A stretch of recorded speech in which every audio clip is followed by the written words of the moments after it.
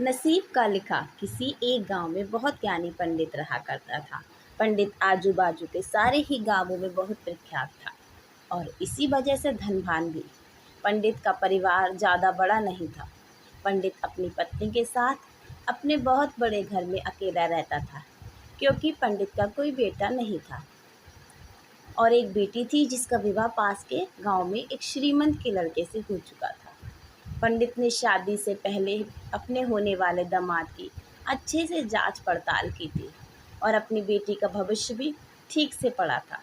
तब जाकर उसने बेटी की शादी की थी। लेकिन चंद सालों में ही पंडित का दामाद बुरी आदतों में चंगुल में फंस गया। जुआ और शराब की बुरी लत ने उन्हें सड़क पर लाकर रख दिया था।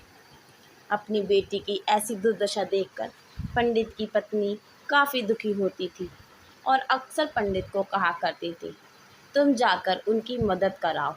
पंडित हमेशा अपनी बीवी को यह कहकर उनकी मदद करने के लिए मना कर देता था कि अभी कुछ समय तक उनका बुरा वक्त चल रहा है। हम चाहें कितनी ही कोशिश कर लें, जो उनके नसीब में नहीं है वह उन्हें नहीं मिल पाएगा। पंडित की ऐसी बातों से उसकी पत्नी काफ़ी दुखी हो जाया करती थी और मन ही मन सोचती थी कि कैसा स्वार्थी पिता है, अपनी बेटी को इतने कष्टों में देखकर भी उसकी मदद करने के लिए मना करता है। आखिर भगवान ने जो इतना सारा धन दान दिया है उसका क्या करेंगे।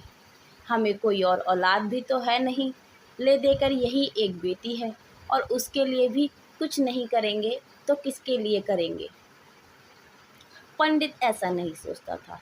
ऐसा नहीं है कि पंडित अपनी पुत्री से प्रेम नहीं करता था, लेकिन उसने अपनी पुत्री की कुंडली इतने अच्छे से पढ़ी थी और वह यह पहले से जानता था कि वह चाहे किसी भी लड़के से शादी करती, लेकिन उसके जीवन में यह समय आने वाला ही था और बिना इसे भुगते उसको छुटकारा नहीं मिलने वाला था।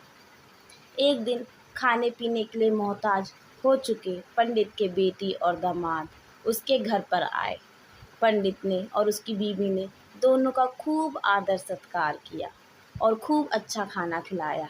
बेटी और दामाद की पंडित से सहायता मांगने की हिम्मत ना हुई, इसलिए वह बिना बोले ही वापस अपने घर को लौटने लगे।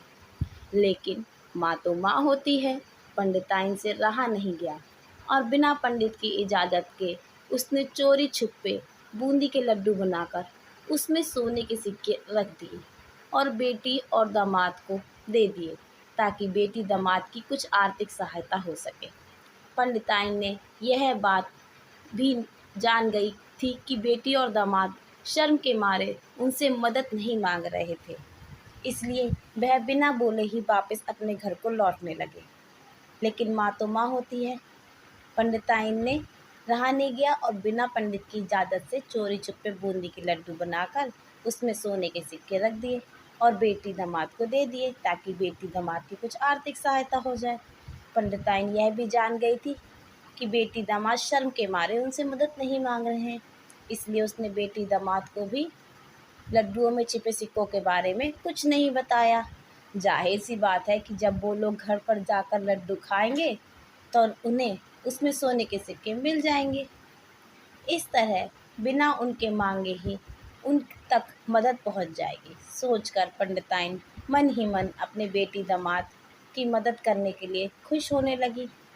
पंडित के दामाद और बेटी उन दोनों का आशीर्वाद लेकर अपने घर की तरफ रवाना हो गए।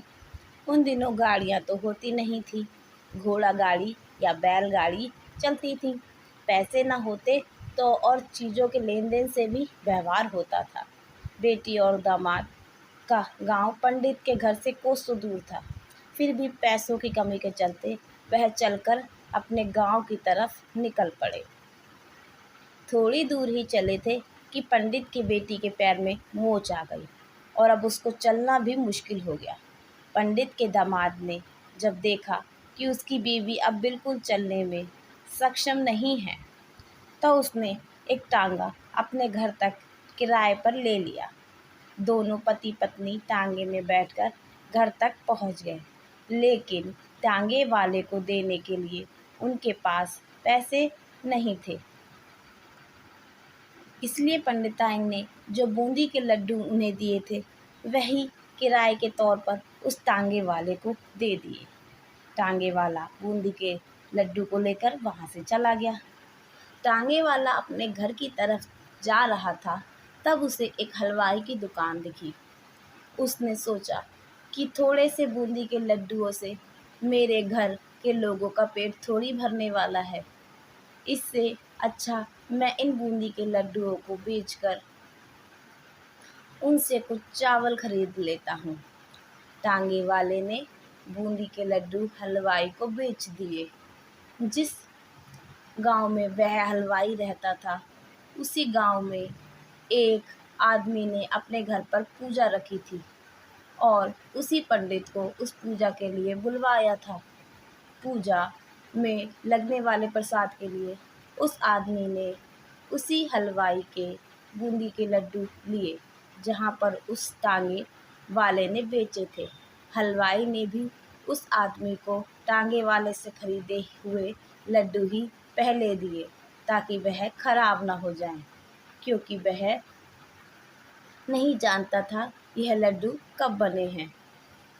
पूजा खत्म होने पर दक्षिणा और बूंदी के लड्डू लेकर जब पंडित अपने घर आया और खाना खाने बैठा, तो प्रसाद में लाए बूंदी के लड्डू खाते वक्त लड्डू में सोने का सिक्का निकला।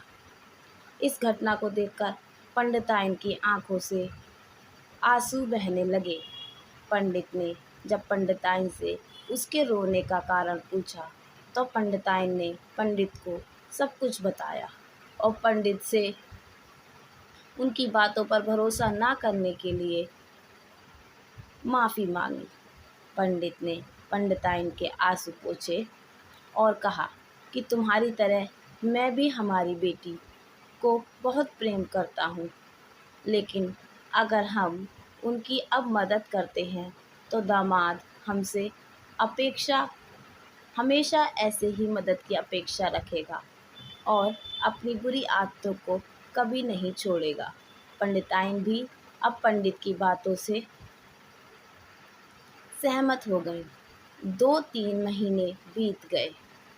पंडित के दामाद और बेटी फिर से एक बार उसके घर आए और इस बार उनकी परिस्थिति पहले से बेहतर थी, क्योंकि पिछली बार खाली हाथ जाने के बाद दामाद ने नया काम शुरू किया था और अपनी सारी बुरी आदतें भी छोड़ दी थी।